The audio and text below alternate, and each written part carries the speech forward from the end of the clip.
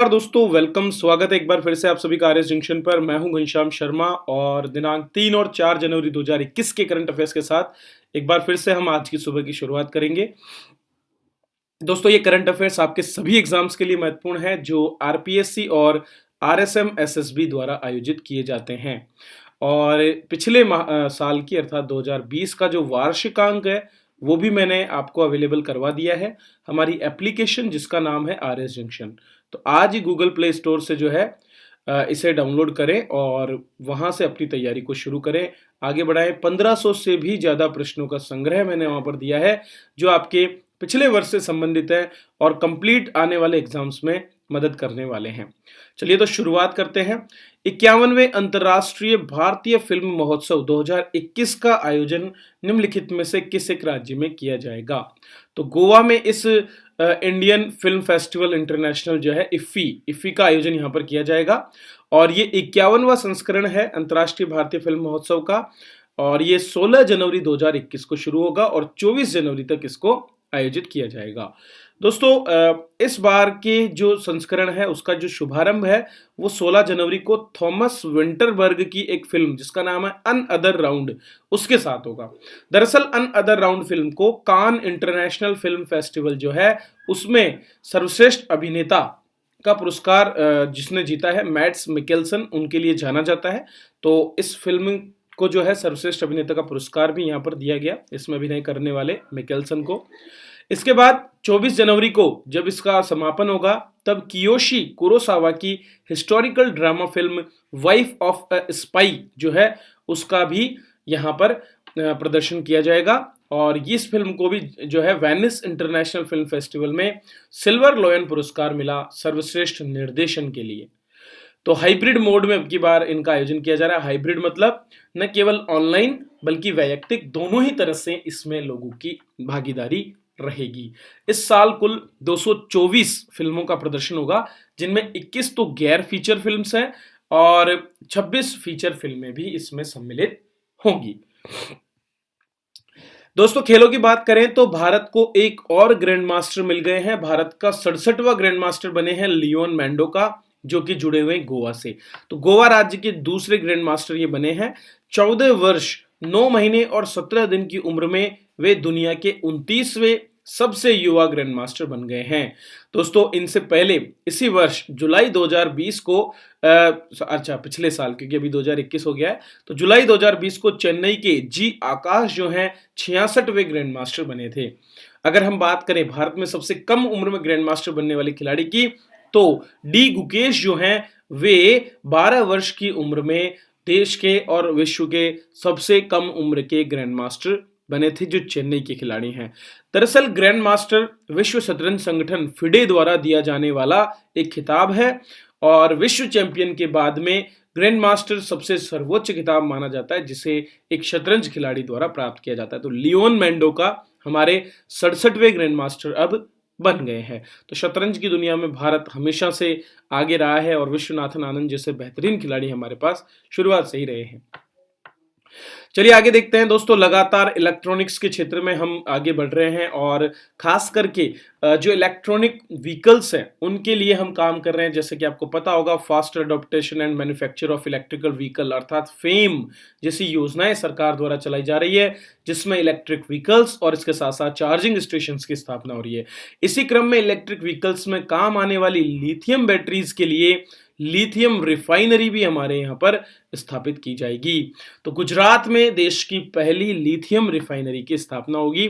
दरअसल लिथियम जो है वो पावर स्टोरेज करने के लिए महत्वपूर्ण तत्व के रूप में जाना जाता है और आधिकारिक सूचना के अनुसार 1000 करोड़ रुपए की लागत के साथ नवीकरणीय ऊर्जा कंपनी मणिकरण पावर लिमिटेड इस रिफाइनरी को स्थापित करेगा।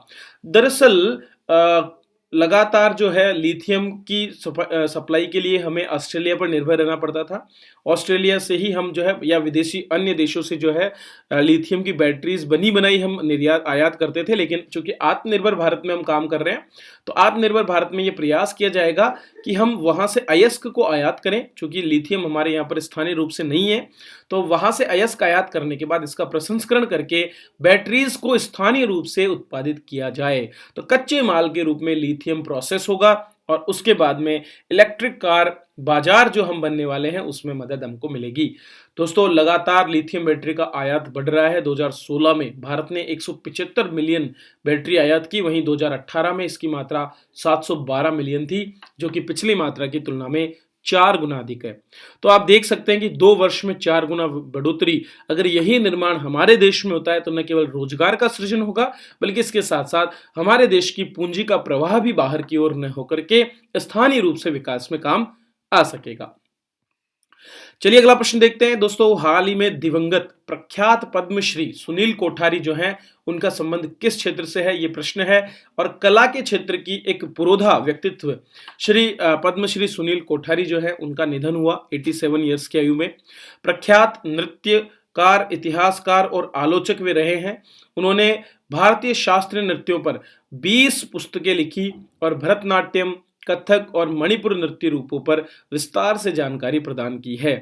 उन्होंने एक पुस्तक भी लिखी थी जिसका नाम था सत्रिय असम का शास्त्रीय नृत्य। तो कुल 8 जो शास्त्रीय नृत्य हमारे हैं उनमें से एक असम का क्षत्रिय नृत्य भी है। क्षत्रिय नृत्य जिसको वहाँ के जो डिवाइन टेम्पल्स हैं वहाँ पर इनको परफॉर्म किया जाता है।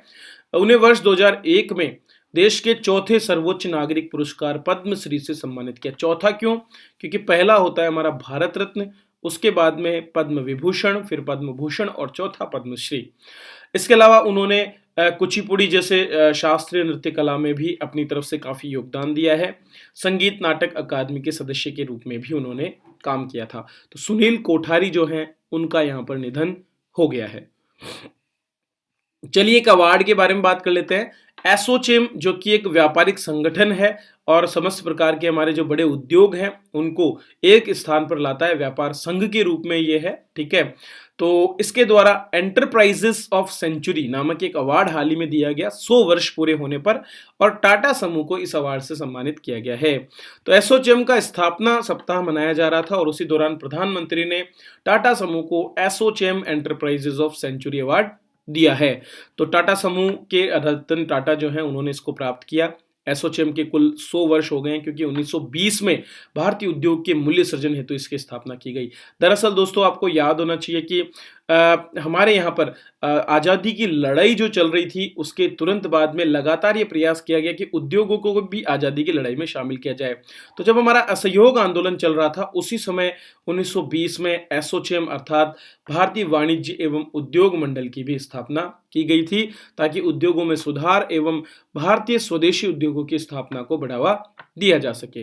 तो एसोचेम ने देश में व्यापार, वाणिज्य और औद्योगिक वातावरण को आकार देने में बहुत भूमिका अदा की है और बड़ी इंडस्ट्रीज का लाभ छोटी इंडस्ट्रीज तक पहुंचाने में बहुत काम किया है।